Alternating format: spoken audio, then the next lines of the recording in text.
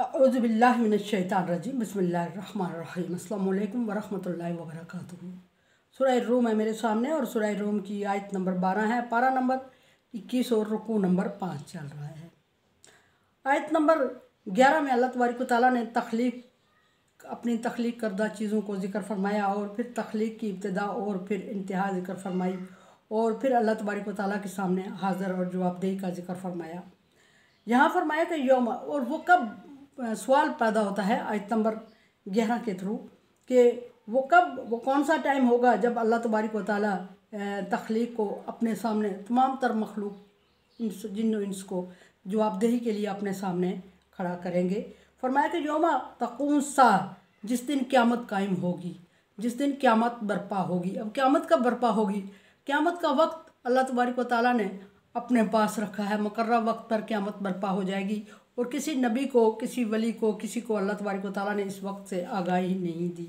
Even के नबी सल्लल्लाहु अलैहि वसल्लम बड़े परेशान हुए जब कुफ़ार और मुनकरीन ने, मुश्रिकीन ने नबी सल्लल्लाहु अलैहि वसल्लम से सवाल किया कि या नबी, आप अगर नबी हैं तो आप हमें ये बताएं कि क़यामत कब बर्पा होगी। आप सल्लल्लाहु अलैहि वसल्लम ने, हदीस की रूह से ये आता है कि आपने उन्हें कह दिया कि मैं बता दूंगा जल्द ही आपको, लेकिन जल्द ही वही नाज़िल नहीं हुई और वही नाज़िल नहीं हुई तो आप सल्लल्लाहु अलैहि वसल्लम को इल्म भी नहीं हुआ। इल्म भी नहीं हुआ तो उन लोगों ने नबी सल्लल्लाहु अलैहि वसल्लम की छेड़ बना ली और बार बार आपको डिस्टर्ब करने के लिए सवाल करते, बताना क़यामत कब आएगी, और आप सल्लल्लाहु अलैहि वसल्लम बहुत परेशान हुए। अब यहाँ एक वजह यह भी बताई गई कि अल्लाह तबारक व तआला ने वहाँ ज़माना फ़तरा ले आया। ज़माना फ़तरा से मराद है कि उन दिनों में वही नाज़िल नहीं हुई। बाद मुहद्दिसीन ने यह भी लिखा है, हदीस में रवायत है कि उस वक्त नबी सल्लल्लाहु अलैहि वसल्लम ने जब मुश्रिकीन से कहा कि मैं जल्द आपको इस बात के जवाब दे दूंगा, तो आप सल्लल्लाहु अलैहि वसल्लम ने इंशाअल्लाह नहीं फरमाया। और जब इंशाअल्लाह नहीं फरमाया तो अल्लाह तबारक व तआला को ये बात नागवार गुजरी और अल्लाह तबारक व तआला ने वही को रोक दिया और नबी सल्लल्लाहु अलैहि वसल्लम को एक सबक सिखा दिया कि किसी भी, और पब्लिक को भी, मोमिनों को भी, मुश्रिकों, काफिरों को, तमाम इंसानियत को, कि किसी को भी जब अल्लाह तबारक व तआला की तरफ से नहीं बताया जाए तो वो गैब का इल्म नहीं जानता। इवन के नबी सल्लल्लाहु अलैहि वसल्लम को भी अल्लाह तबारक व तआला ने वही रोक दी और आप सल्लल्लाहु अलैहि वसल्लम अपने साहिल को या साहिलीन को ये बात नहीं बता सके क़यामत कब आएगी, यानी कि गैब का इल्म अल्लाह तबारक व तआला के अलावा किसी और के पास है ही नहीं। तो उन दिनों में आप सल्लल्लाहु अलैहि वसल्लम बहुत परेशान हुए और परेशान किए गए। आम लोगों के लिए, आजकल के दौर में लोगों के लिए कि ये इसमें सवाल और जवाब है कि क्या कोई गैब जानता है, तो जवाब आता है नहीं। कुछ लोगों का दावा है कि कुछ लोग गैब जानते हैं, तो वो गलत कह रहे हैं। अगर कोई गैब जानता होता तो नबी सल्लल्लाहु अलैहि वसल्लम कुफ़ार मुश्रिकीन को इस सवाल का जवाब दे देते। और यहाँ ये बताया जा रहा है कि क़यामत बर्पा होगी। सो क़यामत फिर एक बात यह कि कब, और ये बात सवाल का जवाब हो गया। दूसरी बात यह कि क़यामत है क्या चीज़? क़यामत यह है कि जब तमाम दुनिया की रोए ज़मीन पर पाई जाने वाली तमाम चीज़ें फ़ना हो जाएंगी, वन के ज़मीन आसमान भी, और फरिश्तों को भी मौत आ जाएगी। शोर फूंका जाएगा। शोर एक बहुत बड़ी चीख है, चिंगाड़ है, आवाज़ है ऐसी जिससे इंसानों के जिगर फट जाएंगे, कान फट जाएंगे, हर एक चीज़ के, और वो बेहोश होके मौत तक पहुंच जाएगी। इतनी सख्त चिंगाड़ होगी। ये पहली है, सूरे अव्वल है। जब इसके फूंके जाने से तमाम ज़मीन में पाई जाने वाली चीज़ें फना हो जाएंगी। ज़मीन खींच ली जाएगी, तान ली जाएगी और एक चादर की मानिंद सीधी हो जाएगी और पहाड़ रुई के गालों की तरह उड़ते फिरेंगे। सितारे झड़ जाएंगे और सूरज चांद तारे भी अपनी जगह, सूरज चांद भी अपनी जगह से नीचे गिर जाएंगे। बेनूर बेरंग महफिल हो जाएगी सारी, और कोई भी ज़ीरो चीज़ दुनिया में बाकी नहीं रहेगी। और उस वक्त को क़यामत का नाम दिया गया और इस चीज़ को सारे मानते हैं। बाज़ लोग आखरत को क़यामत से ताबीर कर रहे होते हैं। क़यामत और चीज़ है, आखरत और चीज़ है। आखरत क़यामत के बाद शुरू होने वाली ज़िंदगी है। क़यामत आखरत से पहले बर्पा होगी जब इस दुनिया को मिटा दिया जाएगा। और जब ये सारी चीज़ें तबाह बर्बाद हो जाएंगी और तहस नहस हो जाएंगी तो फिर क्या होगा? फिर अल्लाह तबारक व तआला अज़राइल अलैहिस्सलाम को हुक्म देंगे कि सूर में दोबारा फूंक मार दी जाए।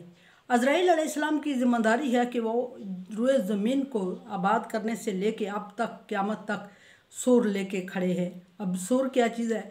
सूर गाय की सींग की मानंद, हदीस के मुताबिक गाय की सींग की मानंद एक आला है जो आगे से बारीक और पीछे से बारीक है, जो अज़राइल अलैहिस्सलाम के मुंह की तरफ है, और आगे से खुला मौजूदा दौर का माइक। वो अज़राइल अलैहिस्सलाम उस वक्त से लेके खड़े हैं जब से ज़मीन वजूद में आई, और क़यामत तक खड़े रहेंगे और इंतज़ार कर रहे हैं कि कब अल्लाह हुक्म देगा और मैं फूंकूँगा। इसमें जब सूर में पहला फूंक मारा जाएगा सारी चीज़ें फ़ना हो जाएंगी, तब अल्लाह तबारक व तआला दूसरा सूर हुक्म देंगे अज़राइल अलैहिस्सलाम को दूसरा सूर फूंकने का, और दूसरे सूर फूंकने पर सारी चीज़ों में फिर जान पड़ जाएगी, और जिन इंस चींटियों की तरह फिसलते हुए, दौड़ते हुए, भागते हुए अल्लाह तबारक व तआला के दरबार में हाज़िर होने को दौड़ेंगे। फरमाया कि उस दिन सारे इंसान मदहोशी के आलम में होंगे और गिरते पड़ते नशे की हालत में जैसे अल्लाह तबारक व तआला के सामने हाज़िर होंगे, और उस दिन उनसे हिसाब लिया जाएगा। और यहाँ फरमाया कि बहुत सख्त तरीन दिन होगा, और क़यामत के दिन की मंजर कशी करते हुए हदीस में फरमाया, कुरान पाक की आयत भी है इसके बारे में, कि इंसान पसीने में शराबूर होंगे। हदीस फरमा रही है कि शराबूर होंगे और सोचेंगे कि या अल्लाह जहन्नम में ही डाल दे, पर इस मुश्किल से हमें निजात दिला। और वो पसीना भी इतना सख्त होगा कि जिससे इंसान का जिस्म गल रहा होगा और बदबू होगी हर तरफ, और उस सूरत में वो अल्लाह के सामने हाज़िर खड़े होंगे और अपने अमाल का जवाब, अमाल का हिसाब का इंतज़ार कर रहे होंगे। फरमाया कि युबलिसुल मुजरिमून, मुजरिमों को जुलसा दिया जाएगा और नचोड़ दिया जाएगा। जैसे इस हालत में हो जाएंगे, जुलस गए, नचोड़ दिए गए मुजरम जैसे, पराना कर देगी, मैला कर देगी कहते हैं। और यहाँ फरमाया कि उनकी तबाही की तरफ इशारा करते निचोड़ के रख दिया जाएगा उस दिन मुजरमों को। और अल्लाह तबारक व तआला ने क़यामत की सख्ती की तरफ इशारा करते हुए मुजरमों का अंजाम ज़िक्र फरमाया, और उसके मुताबिक फिर अमाल नामा इंसान के ऐसा हाथ में दिया जाएगा, और जिसके अमाल नामे नेक अमाल ज़्यादा होंगे वो उसके दाएं हाथ में दिए जाएंगे। वो समझ जाएगा कि मुझे मेरी बख्शिश हो गई है, और जिसका बुरा अमल ज़्यादा होगा उसको बाएं हाथ में दिया जाएगा। वो समझ जाएगा कि मुझे जहन्नम में ठिकाना दिया जा रहा है। फिर अमाल के मुताबिक सज़ा होगी, और सज़ा के बाद हर कलमा गो को, हर नबी पर ईमान लाने वाले को, और बाद में आने वाले नबी के दौर तक ईमान पर साबित कदम रहने वाले को, अमाल के जो छोटे मोटे उसके बुरे अमाल होंगे उनकी सज़ा होगी या बख्श दिए जाएंगे। उसके बाद उनको जन्नत में ठिकाना दिया जाएगा। कुछ लोग ऐसे होंगे जिनको साबिकून का नाम दिया गया है, उनसे हिसाब ही नहीं लिया जाएगा, वो नेक अमाल ही होंगे, उनके थोड़े बहुत बुरे होंगे।